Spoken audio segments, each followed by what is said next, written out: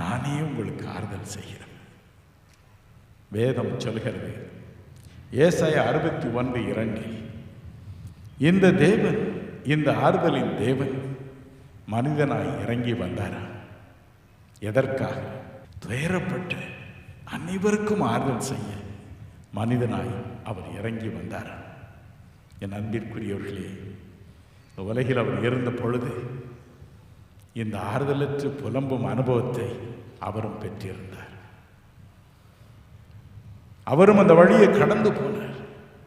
வேத புஸ்தகத்தை வாசித்து பாருங்கள். எபிரேயர் 5:7 வாசித்து பாருங்கள். அவரும் புலம்பினார்.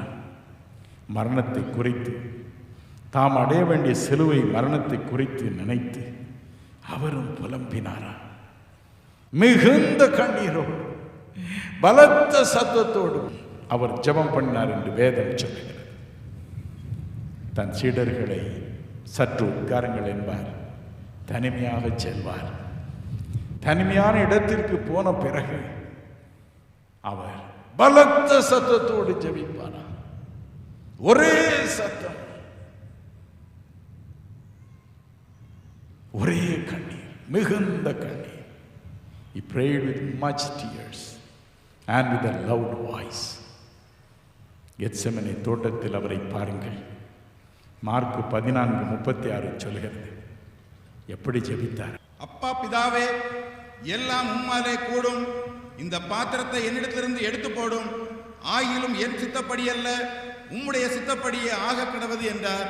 அப்பொழுது என்ன நடந்தது? லூக்கா 22:44 வாசிக்க கேட்போம். அவர் மிகவும் வியாகுலப்பட்டு அதிக ஊக்கத்தோடே ஜெபம் பண்ணினார். அவருடைய வேர்வை இரத்தத்தின் பெருந்துளியாய் தரையிலே விழுந்தது. அத்தனை வேதனை, அத்தனை சஞ்சலம், அத்தனை கண்ணீர்.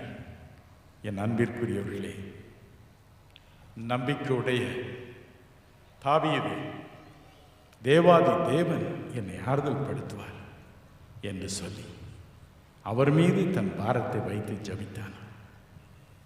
நான் துயரப்படுகிற நாளில் அவரை நோக்கி பார்ப்பேன். அவர் என்னை ஆறுதல் படுத்துவார், அவர் என்னை ஆற்றி தேற்றுவார்.